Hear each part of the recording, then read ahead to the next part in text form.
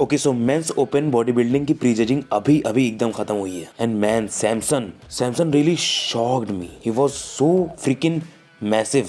मैंने डेफिनेटली कभी नहीं सोचा था कि इतने बड़े लगेंगे सैमसन। मतलब इजीली रैमी को टक्कर दे रहे थे सैमसन स्टेज पे। एंड सैमसन के एस्थेटिक और फ्लो सबसे बेस्ट थे और इतने ज़्यादा वो मैसिव लग रहे थे। मैं सच्ची बता रहा हूँ, मैंने सोचा नहीं था सैमसन को इतना मैसिव देखना। इंस्टाग्राम पे मुझे वो काफ़ी ज़्यादा स्मॉल लग रहे थे, लेकिन जब स्टेज पे उतरे वो बहुत ज़्यादा यकीन कर पाना मुश्किल था ये सैमसन ही है। लास्ट टाइम जब हम लोग ने उनको स्टेज पे देखा था, इसके आधे होंगे वो शायद। इतनी ज़्यादा मसल मास में इंप्रूवमेंट कर लिए सैमसन दौदा ने ना। कई बार तो मुझे ऐसा लगा कि यहाँ पे सेकेंड पोजिशन पे सैमसन ही को आना चाहिए।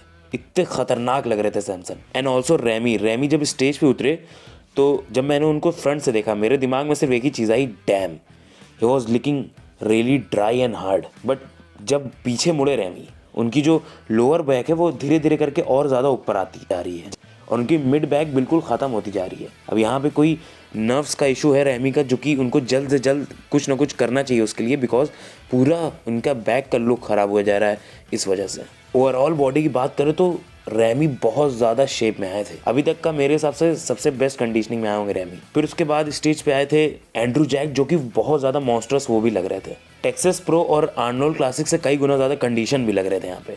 और एक और चीज़ मैं बोल दूँ, यहाँ पे जो लाइटिंग थी बहुत ही बेकार लाइटिंग थी, बिकॉज हर एक बॉडी बिल्डर को हम लोग अगर दूर से देख रहे थे तो बिल्कुल भी वो कंडीशन लग ही नहीं रहा था।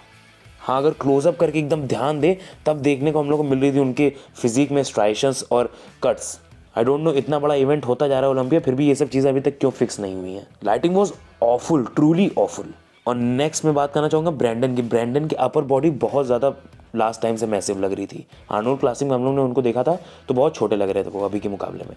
इस टाइम बहुत ज़्यादा मैसिव आए थे ब्रैंडन, बट यहाँ पे उनके लेग्स बहुत छोटे पड़े जा रहे थे। और अगर हम लोग एक चीज़ नोटिस करें, जो धीरे धीरे करके जब पोजिंग इन लोग की करा रहे थे जजेस, तो ब्रैंडन के लेग्स पता नहीं क्यों उनकी फुलनेस खोती जा रही थी और ज़्यादा फ्लैट होते जा रहे थे उनके लेग्स। पता नहीं ऐसा क्यों था। बट उसके बाद जब कॉल आउट के लिए बुलाया गया, एक एक बॉडी बिल्डर्स आए यहाँ पे स्टेज पे, तब सबसे पहले हम लोग ने सैमसन और रैमी को अगल बगल खड़े हुए देखा। और मैं सही बता रहा हूँ, मुझे बिल्कुल भरोसा नहीं था कि इतना ज़्यादा तगड़ी टक्कर दे देंगे सैमसन रैमी को साइज़ के मुकाबले में।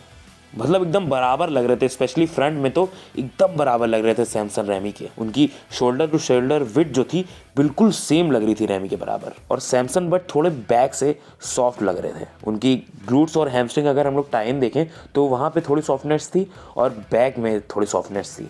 बट यहाँ पे मैं ये भी बता दे रहा हूँ, लाइट बहुत बेकार थी, तो इसलिए कंफर्म तो कुछ नहीं कहा जा सकता कि कैसा क्या था। फिर उसके बाद रैंडमली बॉडी बिल्डर्स को बुलाया गया, एक एक उन लोग को देखा गया। फिर उसके बाद जो फर्स्ट कॉल आउट में बुलाए गए बॉडी बिल्डर्स वो थे हादी, डेरिक, निक, सैमसन, रैमी और ब्रैंडन। और मैं सही में बहुत ज़्यादा शॉक हो गया था यहाँ पे सैमसन का नाम सुन के, बिकॉज मुझे लगा था, मैंने जब उनको देखा तो मुझे लगा था 100% जजेस इनको ओवरलुक कर देंगे, बट जजेस ने बिल्कुल भी ओवरलुक नहीं किया सैमसन को।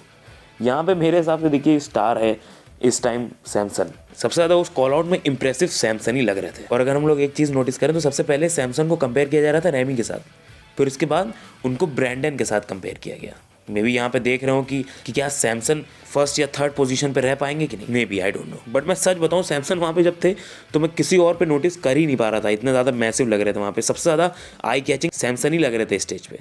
और फिर उसके बाद हम लोग के सेकंड कॉल आउट था एंड्रू जैक, विलियम, इयान, क्रिजो और हंटर। और यहाँ पे एक चीज़ जो क्रिजो की काफ़ी कमाल की थी, वो उन्होंने अपनी पोजिंग काफ़ी ज़्यादा बेहतर कर ली है पहले से। बस उनका मिड सेक्शन जो था वो बहुत ज़्यादा वॉस्ट आउट लग रहा था। अगर वो अपना मिड सेक्शन भी फिक्स कर लेते, थोड़ा बहुत एब्स अपने डिफाइन कर लेते, तो यहाँ पे मेरे हिसाब से इस कॉल आउट में सबसे बेस्ट वो लगते। बट उनके वॉस्ड आउट मिड सेक्शन की वजह से उन पर ज़्यादा फोकस नहीं जा पा रहा था। डेफिनेटली यहाँ पे पोजिंग काफ़ी ज़्यादा इंप्रूव कर ली है क्रिजो ने लास्ट टाइम से। और कंडीशनिंग मेरे हिसाब से 19-20 का ही फ़र्क था जो प्राग प्रो में और ओलंपिया में थी क्रिजो की। बट पोजिंग में सबसे ज़्यादा डिफरेंस था। पोजिंग एकदम ऑन पॉइंट लग रही थी, बिल्कुल भी शेक नहीं करते हुए दिख रहे थे क्रिजो। इस कॉल आउट में सबसे ज़्यादा जो कंडीशन लग रहे थे वो विलियम और हंटर थे। डेफिनेटली सबसे ज़्यादा ड्राई लग रहे थे, बट हंटर का जो मिड सेक्शन है वो भी बहुत वॉस्ड आउट है, जिसकी वजह से वो इतने इंप्रेसिव नहीं लग रहे थे। बाकी उनकी पूरी बॉडी काफ़ी ज़्यादा कंडीशन में दिख रही थी। और यहाँ पे ये चीज़ तो फाइनली हो ही गई है कि इस साल हंटर हार चुके हैं निक से, बिकॉज एक बार भी हम लोग ने दोनों को कंपेयर होते हुए नहीं देखा। हंटर हमेशा सेकंड कॉल आउट में ही थे और निक हमेशा फर्स्ट ही में थे। तो यहाँ पे हंटर टॉप 6 के बाहर है, ये बात तो श्योर है। बिकॉज अगर इस कॉल आउट में भी देखें तो इस कॉल आउट में भी हंटर नहीं जीत रहे थे। यहाँ पे एंड्रू क्लियरली जीत रहे थे। Andrew was the most wide, बस बैक में उनकी थोड़ी बहुत सॉफ्टनेस नजर आ रही थी। और यहाँ पे अगर बात करें ईएन की, तो ईएन उतने ज़्यादा कुछ नोटिस मैंने किया नहीं, सच बताऊँ तो ज़्यादा ध्यान ही नहीं किया मेरा ईएन पे, बिकॉज जब एंड्रू जैसे बॉडी बिल्डर हो सामने तो आई एम सॉरी टू से बट ईएन जैसे बॉडी बिल्डर्स की तरफ नजर नहीं जा पाएगी। फिर उसके बाद 3 कॉल आउट और हुए थे, जिसमें से 4th कॉल आउट में थे ब्लेसिंग की कंडीशनिंग काफ़ी ज़्यादा ख़राब नज़र आ रही थी, उनकी पूरी बॉडी सॉफ्ट लग रही थी। तो मैंने कुछ टाइम पहले वीडियो निकाली थी, बोला भी था उसमें कि इसमें यहाँ पे जैसे लग रहे हैं उस हिसाब से अगर चले तो ब्लेसिंग उतने ज़्यादा कंडीशन नहीं आ पाएंगे, और वैसे ही हुआ। ब्लेसिंग बहुत नीचे गिर चुके हैं और शायद वो 20 पोजीशन के बाहर रहे हैं यहाँ पे। फिर इसके बाद जब 5 कॉल आउट हो गए, उसके बाद एक और बार जजेस ने बुलाया एंड्रू, विलियम, हंटर और सैमसन को, और यहाँ पे 5 बॉडी बिल्डर्स को नहीं बुलाया था जजेस ने, डेरिक, निक, हादी, ब्रैंडन और रैमी, जिसका मतलब है टॉप 5 में तो डेफिनेटली वही लोग आएंगे अगर फाइनल में कुछ ना हुआ तो। फिर उसके बाद यहाँ पे जजेस ने एंड्रू, विलियम, हंटर और सैमसन की थोड़ी बहुत पोजिंग कराई साथ में, जहाँ पे अगर कंडीशनिंग की बात करें तो सबसे ज्यादा कंडीशन यहाँ पे विलियम लग रहे थे। फिर उसके बाद थोड़ी बहुत पोजिंग कराने के बाद विलियम, एंड्रू और हंटर को भेज दिया गया और सैमसन से बोला गया रुक जाइए आप। फिर बुलाया गया हादी, ब्रैंडन, डेरिक, रैमी और निक को, और फिर उन लोग से पोजिंग कराई जहाँ पे सैमसन भी इंक्लूडेड थे, और काफ़ी देर तक जजेस ने इन लोग को कंपेयर किया एक दूसरे से, जिसमें सबसे पहली चीज़ अगर मैं आप लोग को बताऊं तो यहाँ पे ब्रैंडन के लेग्स काफ़ी ज़्यादा स्मॉल लग रहे थे, सही में बहुत ज़्यादा स्मॉल लग रहे थे compare to his upper body. उनकी बिल्कुल भी बैलेंस नहीं लग रही थी फिजिक, लोअर बॉडी बहुत छोटी लग रही थी अपर बॉडी से, एटलीस्ट वीडियो में तो लगी रही थी। अब मैं फोटो नहीं देखी है तो मैं फोटो नहीं बोल सकता हूँ कैसी लग रही थी, बट वीडियो में तो नहीं लग रही थी उनकी अपर और लोअर बॉडी बैलेंस्ड। फिर उसके बाद जजेस एक एक बॉडी बिल्डर को घुमा के एक दूसरे से कंपेयर कर रहे थे, जहाँ पे most of the time ramie हम लोग को साइड में ही नजर आए और सैमसन भी हम लोग को अपोजिट साइड में ही नजर आए थे, जिसका मैं जो मतलब निकाल पा रहा हूँ वो ये है कि फर्स्ट पोजीशन पे रैमी रहेंगे और 6th पोजीशन पे यहाँ पे सैमसन रहेंगे।